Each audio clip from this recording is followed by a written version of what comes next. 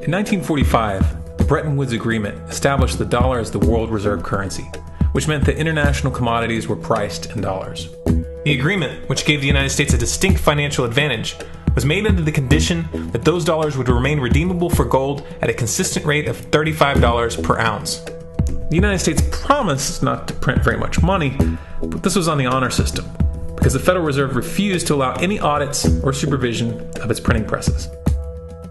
In the years leading up to 1970, expenditures in the Vietnam War made it clear to many countries that the U.S. was printing far more money than it had in gold. And in response, they began to ask for their gold back. This, of course, set off a rapid decline in the value of the dollar. The situation climaxed in 1971 when France attempted to withdraw its gold and Nixon refused. I have directed the Secretary of the Treasury to take the action necessary to defend the dollar against the speculators. I have directed Secretary Connally to suspend temporarily the convertibility of the dollar into gold or other reserve assets, except in amounts and conditions determined to be in the interest of monetary stability and in the best interest of the United States. This was obviously not a temporary suspension, as he claimed, but rather a permanent default. And for the rest of the world who had entrusted the United States with their gold, it was outright theft. In 1973, President Nixon asked King Faisal of Saudi Arabia to accept only US dollars as payment for oil and to invest any excess profits in US Treasury bonds, notes, and bills. In return, Nixon offered military protection for Saudi oil fields. The same offer was extended to each of the world's key oil-producing countries, and by 1975, every member of OPEC had agreed to only sell their oil in US dollars. The act of moving the dollar off of gold and tying it to foreign oil instantly forced every oil-importing country in the world to start maintaining a constant supply of Federal Reserve paper. And in order to get that paper, they would have to send real physical goods to America. This was the birth of the petrodollar. Paper went out, everything America needed came in, and the United States got very, very rich as a result.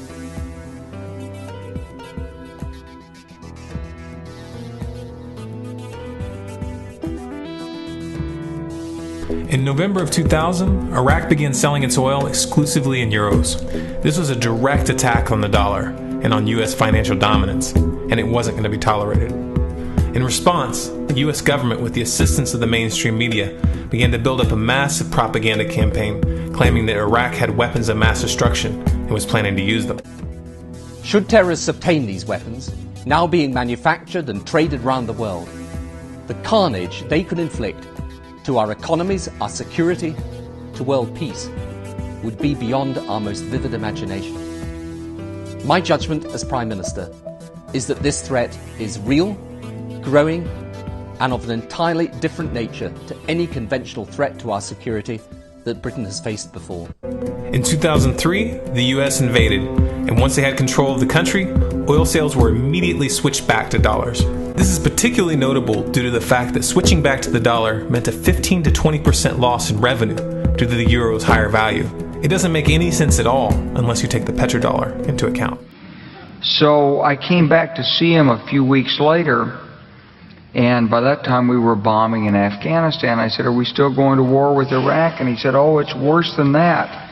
He said, he reached over on his desk, he picked up a piece of paper, and he said, I just got this down from upstairs, meaning the Secretary of Defense's office today, and he said, "This is a memo that describes how we're going to take out 7 countries in 5 years, starting with Iraq and then Syria, Lebanon, Libya, Somalia, Sudan, and finishing off Iran."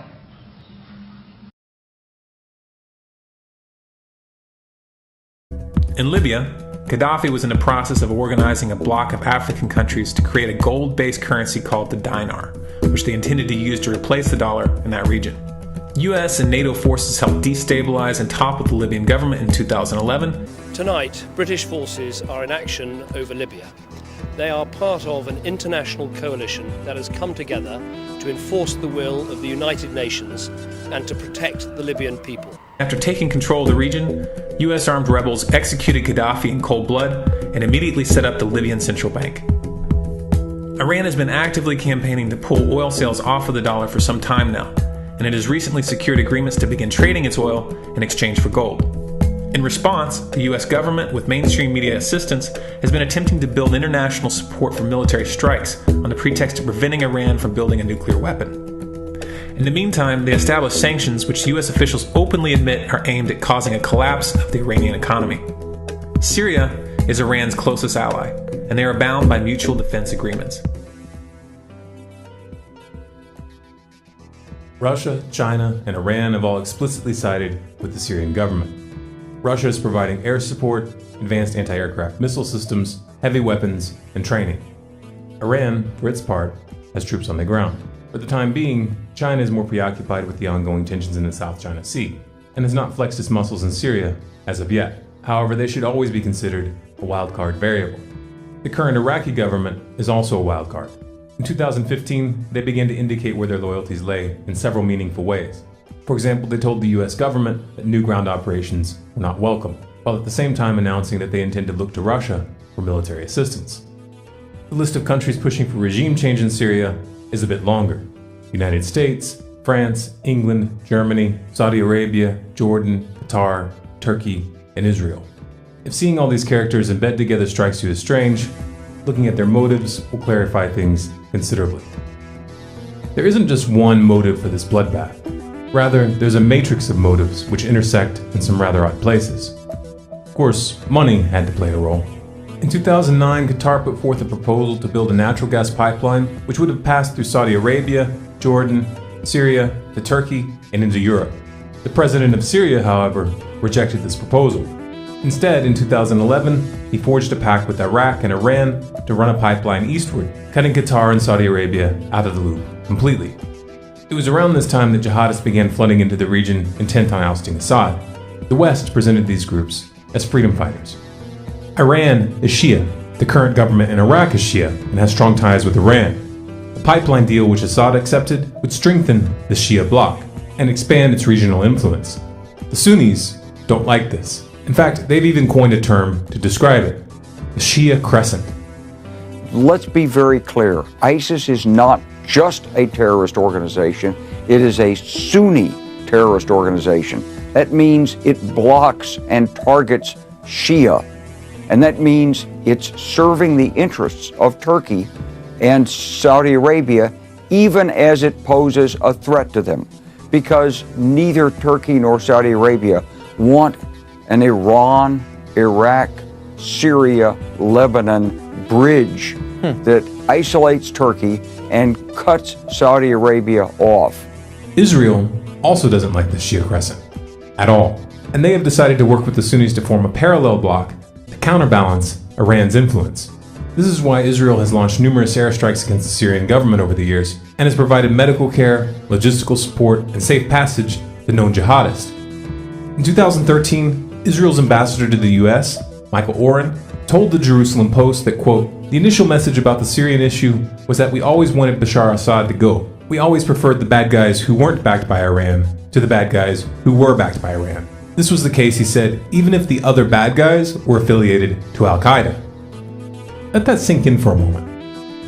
Now, at this point, if you were to ask any of these governments directly why they're arming and funding jihadists in Syria, they would claim that they are only supporting the moderate rebels, specifically the FSA. We believe there are around 70,000 Syrian opposition fighters, principally the Free Syrian Army, who do not belong to extremist groups and with whom we can coordinate attacks on ISIL. FSA commanders have gone on record to say that they cooperate with and conduct joint operations with al-Nusra, and ISIS and al-Nusra have officially formed alliances. And it is well established that the FSA command has been dominated by Islamic extremists for years. He even claimed a 70,000 strong force of moderate FSA fighters were ready to coordinate action against ISIL with the Western air campaign.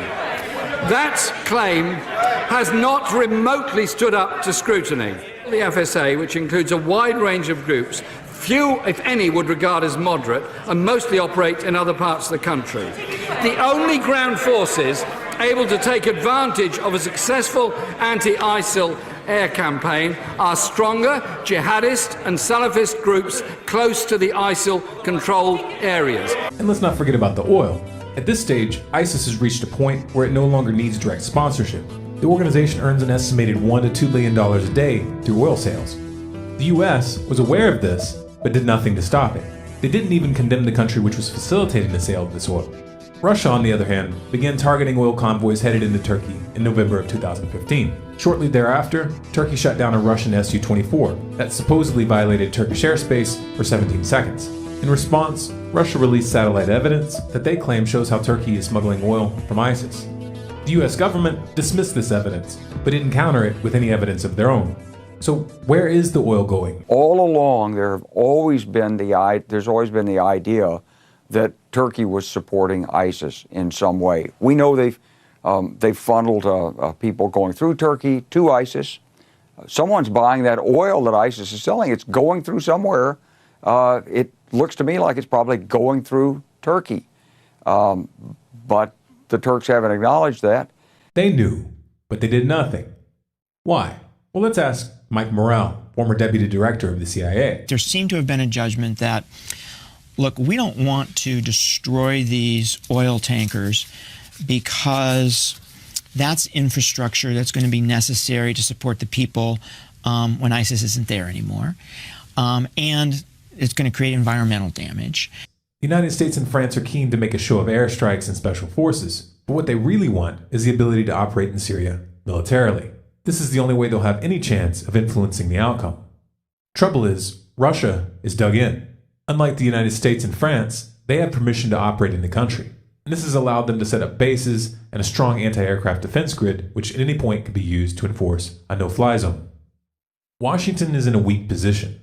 Can't really win from this angle, so they'll have to find a way to put Russia off balance and retake the momentum. It's important to remember the real stakes in this conflict. The West is in a state of decline. Their influence is waning.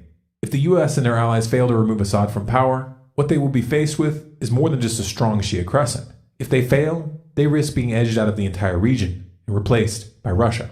This would give Russia an enormous amount of leverage in global energy markets. And this, of course, has serious implications for the petrodollar. For Washington, this is an unacceptable outcome, so expect the unexpected.